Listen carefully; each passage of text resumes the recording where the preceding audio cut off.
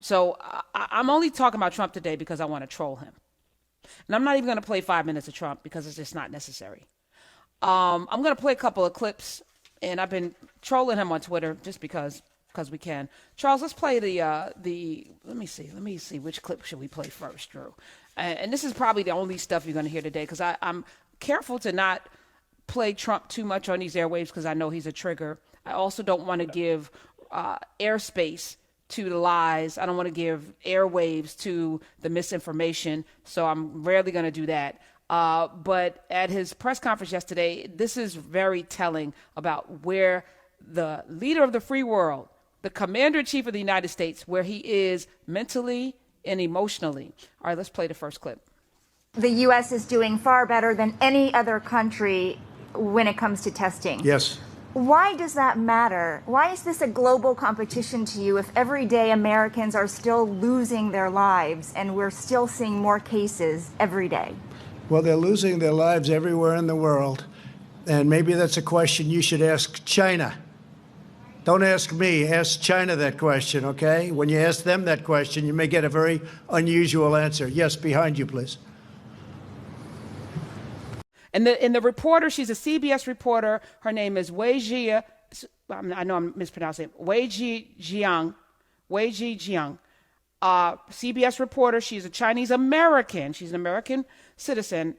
Play the question again. Why is this a global competition to you if every day Americans are still losing their lives and we're still seeing more cases every day?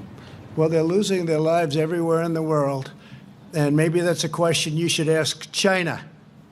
Don't ask me, ask China that question, okay? When you ask them that question, you may get a very unusual answer. Yes, behind you, please. Sir, why are you saying that to me specifically?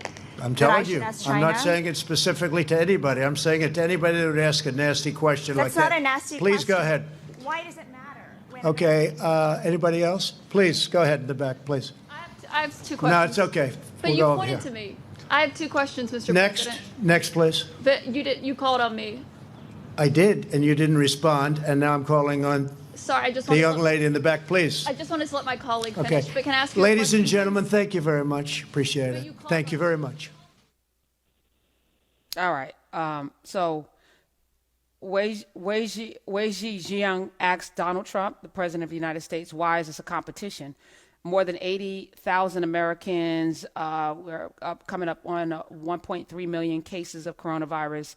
80,000 Americans, that number is expected to reach 100,000 by August. I think it's going to be sooner as we look at states like Georgia and Florida and other states around the country opening it up prematurely, the country. And that's something that came out of this Senate hearing today with Dr. Anthony Fauci. It's too soon. It's too soon, and there are no measures in place. There's not enough testing. It's not readily available unless you're in the White House to get tested every day to see if you have it. And there's no cure. People are still getting it in the White House, even with the testing that's going on in the White House. Really, still Drew? Getting it in the White House. Who has it? Okay. All right, Drew McCaskill's here. Who has it? So he said that it was a nasty question and asked China. So I tweeted that I asked China, and China gave me, it wasn't a usual response that I got from China. But it's not funny, you know. And this woman is Chinese American. So she said, why are you asking me? Why are you asking me this question? Oh, I'm not asking you. I'm just blah, blah, blah, blah, blah. And he, you know, and then because the press corps needs to be a united front right now, there can't be any weak links. Yeah. Caitlin Collins from CNN was going to double down. He called on it and was like, oh, wait, I think they're together.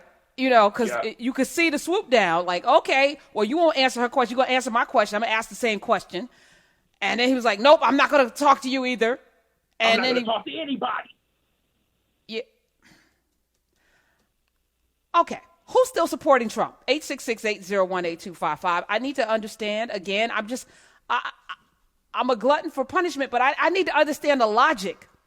Yes. I need to understand the logic of supporting somebody who is ill-equipped to sit in that seat, so much so thin-skinned, so small, so not prepared that he cannot answer simple questions. The misdirect to call it nasty, that's a nasty question. No, you're making this into a competition while people are dying.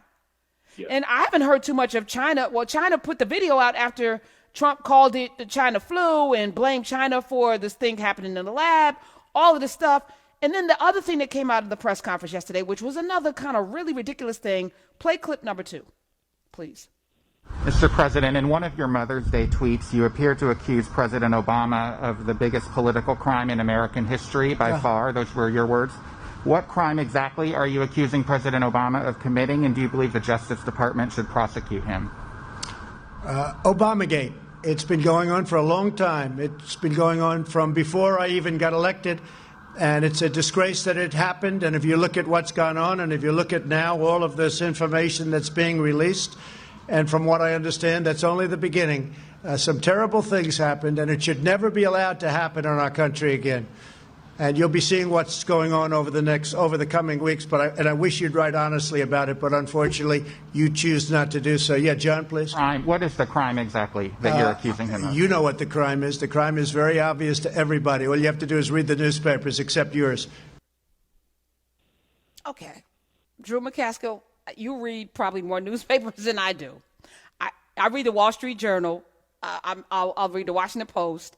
Yep. I'll read USA Today because it gives me a really broad thing. I may do the New York Times from time to time. I have not seen ObamaGate. So what should we be? Not seen it. Not seen ObamaGate. Not seen ObamaGate this week. Didn't see it last week, last month. Didn't see it last year. Didn't see it in the years before Trump got here. The only ObamaGate that I ever witnessed was that time he wore that tan suit. That was problematic. That was the one thing that, he really got taken to the woodshed over was wearing a tan suit. Other than that, don't remember ObamaGate. But everybody knows though, Drew. So I think you should tell us what it is because everybody knows what it is. Everybody knows. It's horrible. It should never happen again. What, electing a black man? I think that's something. Something's going on. Listen, all right. I think Don Lemon knows. Because Don Lemon knows. Don broke down the Trump obsession with Obama really, really well on CNN the other night. And I think ObamaGate is really the president's obsession with Barack Obama. Okay. Well, I'm not going to spend, I spent 10 minutes. That's it. We usually do 5 minutes of Trump. I did 5 more minutes than I ever imagined that I ever should do on these airwaves because this is all a distraction. Yeah. 866-801-8255. But I would like to hear from people today who still support Donald Trump and what is your reasoning? And it has to be give me some points, something I could read that is in English. That has subject verb agreement, things that have footnotes, something that is scholarly, that I can really drill into to understand the foundation of why you would still support someone who has not only behaved poorly, but has been such a poor leader. And I also want to know the obsession with not wearing masks. Why do you feel that that's part of someone taking away your civil rights to ask you to wear a mask into a public place, to ask you to wear a mask anywhere, social distancing? Why is that a problem for people? I'm just curious, if you're a person that does not want to wear a mask and you feel very passionately about it, I would love to understand. I just want to understand because it infuriates me. But maybe I'm wrong. Maybe I'm wrong. To me, I see selfish. I see somebody who does not care about other people's lives. But maybe there's another reason, and I'm here. I'm open for that.